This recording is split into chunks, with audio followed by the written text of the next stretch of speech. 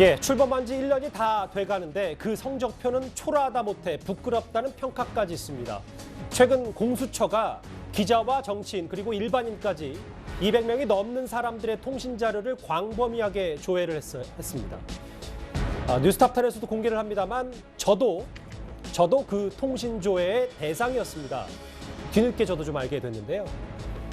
알겠습니다. 일단 공수처를 겨눈 야당의 목소리도 먼저 만나보겠습니다. 당장 구속에 감방에 보내야 될 사안 같아 보입니다. 고발이 돼 있는데 검찰이 뭐 하고 있냐. 늘 눈치 보고 살아있는 권력에 대해서는 은폐하고 지연시키고 덮어주고 그것만 계속하고 있는 검찰 각성해야 됩니다. 빨리 수사해서 공처장 빨리 구속시켜야 됩니다. 차장도 마찬가지입니다.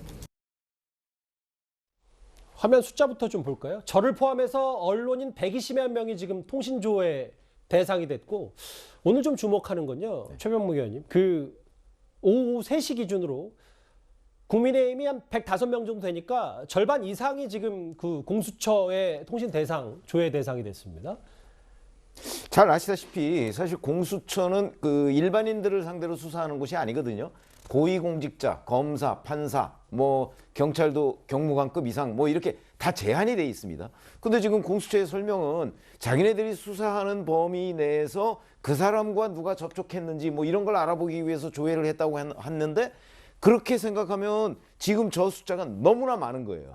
그러면 자기네들이 도대체 수사를 지금 몇 건을 하고 있길래 한 10여 건 정도 하고 있는 거 아니겠습니까?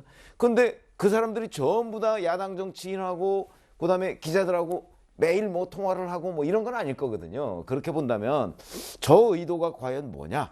뭐 이런 것들을 이제 의심을 받을 수밖에 없는 상황이고 저것도 이제 법률적으로 얘기하면 결국은 그 어떤 수사권 남용 뭐 이런 거하고 연결돼 있지 않을까? 그러다 보니까 이제 국민의힘 김기현 원내대표 같은 사람이 뭐 구속 얘기까지 하고 있는 이런 상황이라서 저 부분은 지금 공수처가 뭐 해명하고 뭐 사과도 했습니다마는 그런 정도의 해명과 사과만으로 나날이 숫자가 불어나는 저런 통신조회가 설득될 것 같지는 않습니다. 국민들한테. 그래서 저거는 보다 더 분명한 진상규명. 저는 뭐 그 부분에 관해서 검찰이 수사를 해야 된다고 이미 뭐 고발이 들어갔지 않습니까? 해야 된다는 입장이기 때문에 저거는 어떤 방식으로도 공수처가 설명할 수 없을 것이다. 저는 그렇게 봅니다.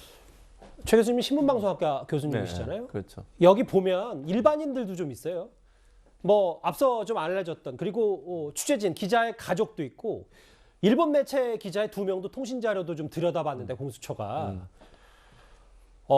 이거를 그러니까 뭐 진짜 민간인 사찰인지 아니면 이분들은 또 공수처와 관련된 여러 취재를 한 경험도 없다고 하는데 이걸 좀 저희가 어떻게 받아들일까요? 그러니까 만약에 초창기에 처음에 문제가 불거졌을 때 이렇게 많이 인원이 안 나오고 몇 명의 인원들이 언론사들의 기자들이 이제 통신 조회가 이루어졌다고 얘기가 나왔을 때 공수처의 공식 입장은 그러니까 조사를 하고 있는 피의자와 통화한 내용을 보다가 그 번호가 누구인지 확인하기 위해서 봤다고 그랬어요. 근데 지금 앵커가 지적한 것처럼 만약의 경우에 그 피의자와 직접적인 연관이 없고 사건과 직접적인 연관이 없는데도 들여다봤다면 이거는 추가 해명이 반드시 필요한 거죠. 예컨대 그냥 정말 피의자의 번호가 누구 번호인지를 확인하기 위해서만 봤다고 하면 그건 어느 정도 이해되는 면이 있어요. 그런데 만약에 그와 관계없이 일반인 중에 또는 뭐 수사를 하고 있는 공처가 수사를 하고 있는 어떤 수사에 피의자와 관계없이 아무런 연락도 하지 않은 사람의 통신 기록도 봤다 그러면 그건 문제가 있는 거죠. 그래서 이게 자꾸 늘어나고 많아지는 것은 이건 공처가 그냥 한 번의 해명으로 끝날 수 있는 문제는 아니라고 보여져요. 지금 여러 가지 지금 나온 부분들 중에 만약에 저희 가족들이나 하는 부분, 가족들이 만약에 피의자와 직접적으로 통화했을 가능성은 거의 없다고 보여지는데 뭐 물론 제가 이렇게 얘기하는 건 이제 상식적인 선에서 말씀을 드리는 겁니다. 그래서 이 부분에 대해서는 공처가 명확하게 해명을 또 해야 된다. 왜냐하면 그냥 한 번의 해명으로 모든 게 지금 끝날 수 있는 상황은 아닌 것으로 보여지기 때문에 의문이 계속 일고 있는 상황에서는 공처가 입장을 밝혀야 한다고 봅니다. 공수처는 문재인 대통령이 지난 대선에서 내세웠던 1호 공약이었습니다. 저희가 그 화면을 준비했습니다. 권력기관은 정치로부터 완전히 독립시키겠습니다. 그 어떤 기관도 무소불위의 권력을 행사할 수 없도록 견제장치를 만들겠습니다. 권력기관 개혁은 남은 가장 큰 숙제 중 하나입니다. 저는 취임사에서 국민들께 약속했습니다.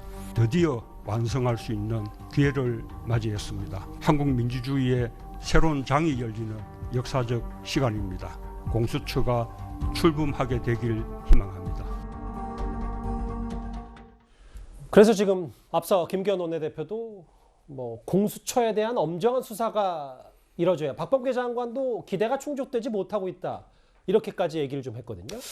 저도 지금 신청을 해놨습니다만은 문재인 대통령이 거듭 강조했던 민주주의의 새로운 장이 바로 이런 것이었습니까?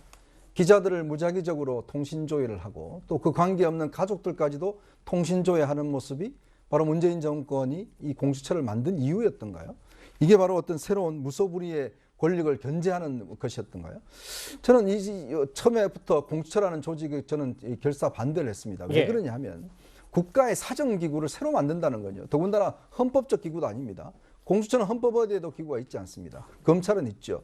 그러니까 그만큼 권력기관을 만든다는 것은 정말 신중해야 되고 이거는 국민적인 동의를 얻어야 될 사안인데 여당 단독으로 지난 선거법과 어떤 면에서 맞바꾸기를 하면서 탄생시킨 게 바로 공수처 아니겠습니까?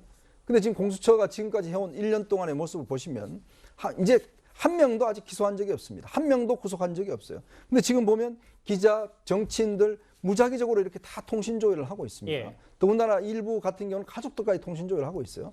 과연 이런 목적을 위해서 공수처를 했는지 이거는 문재인 대통령이 대답할 때가 됐다. 저는 그런 생각이 듭니다. 예. 공수처 얘기, 통신조회 얘기까지 만나봤습니다. 그러면 지금까지 들어온 여러분들의 목소리를 만나볼 차례입니다. 첫 번째 댓글 볼까요? 이재명이나 윤석열에 대해 그나물의 그 밥이다라는 표현도 좀 해주셨고요. 예. 개인의 탐욕을 부리지 않는 후보, 진정한 민주주의를 이루고자 하는 후보, 진심으로 국민을 생각하는 후보가 대통령이 되어야 한다. 예, 맞습니다.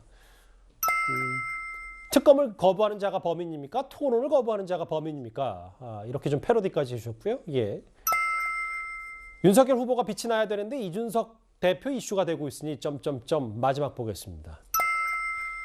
무제한 토론 취소 잘 됐다, 할 필요 없다라는 의견까지 주셨는데요. 알겠습니다. 오늘도 댓글 5개 모두 감사드립니다.